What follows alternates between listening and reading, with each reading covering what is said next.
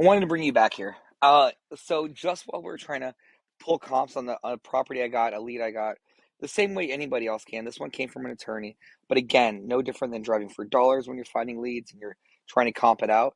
This is an interesting property that I came across when I was comping out Penrose, and I'm going to show you, what I mean and how to take advantage of this. Now, remember, when I'm comping it out, we want to look at the good and the bad. We want to have the two sets of comps and the seller training when we talk to homeowners, right? Well, that helps us in so many different ways, right? It helps us understand the areas, understand what fixer-uppers are selling for, what nice houses are selling for, but it also lets us know who's buying these properties. Now, while we were going through the comps here for Penrose, there was a couple that stood out. This one right here had the words "flip this house." Now, in my hot sheet, when these come up and when these come up in your areas, guys, you're going to see something like this and it's going to catch your eyes. Now, what's interesting is they did a highest and best situation, and 9 times out of 10, an investor is going to buy this house.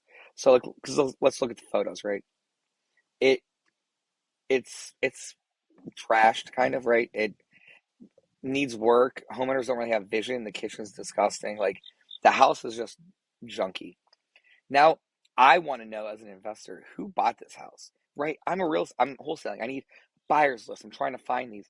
I didn't go out of my way to look for a buyer for this house. It happened by me being in my business, and it's going to happen to you guys too. And let's check out like who bought 3137 Hannah. So, just like in our training before, we're going to go to the auditor site. We'll open up a Brainy tab.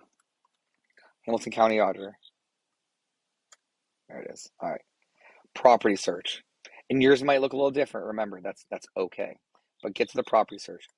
Hannah. And let's just see what happened. And it might be an owner occupant. I don't know. Tim Mark bought this house. 162, July 17th. He bought this. So I wanted to see a couple things. Now, is in his personal name, not an LLC. So instantly off the bat, I'm like, maybe it's an owner occupant. But we're not sure yet. And I want to try a couple things first. So the first thing I want to see is, does Tim Mark own anything else? How do we find that out? Well, let's start a new search. This time, let's search by owner. Let's type in Tim's name. That's all he owns, right? All right. So for me, it's looking like it is an owner-occupied transaction, but in my notes, in my notes that I have for when I go drive the comps, I am going to make a trip past this house, and I'm going to leave a sticker on it, and I'm going to see somebody's home and just try to connect with them. And this, if anything, just meet somebody in the neighborhood, right? But 9 times out of 10, this scenario will be an investor. This case, it might not, but we're going to dive in and go there, drive past, and ask anyway. So that's fine for this. Now let's look at another one. There was another one that caught my eye as well. Let's see here. This one on work, I believe. Price to sell. Agent has home ownership. Nice house here. Let me go through these. Adorable home. None of these say fixer upper, well maintained. And we want to look for those keywords like fixer upper. God. Near all this. So this was our renovated one. And let's just look in this and see if it was an owner occupant or an investor. So same thing, auditor site. Let's go here. That is 2960. Kemba Credit Union. We know that that's the end buyer, but let's look under transfer and who actually had it. All right, here we go. So we see a few transfers. So in 2019, this house sold for $38,000. So that tells me it probably needed work, right? This couple bought it.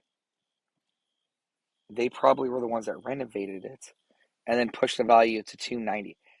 3 years later, it's worth $70,000 more. That's this area, right? And this is us going through and this is again reverse prospecting. And I just wanted to show you this and throw this training in here because I wasn't going out of my way to try to find somebody. Now, the first example that we had, it didn't work out, right? It was mostly an owner occupant, most likely an owner occupant, and we're gonna find out for sure when we drive, which is not a big deal because we'll strike out 100 times and then you can hit a grand slam. So that I don't let that stuff bother me. I keep doing it and keep learning.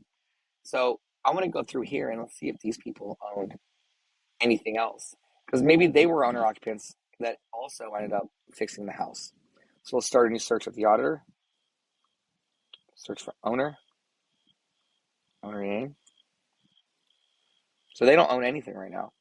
So that's not a big deal. But in this, I saw a great opportunity. I wanted to capitalize on it and just show you guys how we can use that reverse prospecting and go into the auditor and look. And it's so easy. All of you can do it too. But I hope this training helped.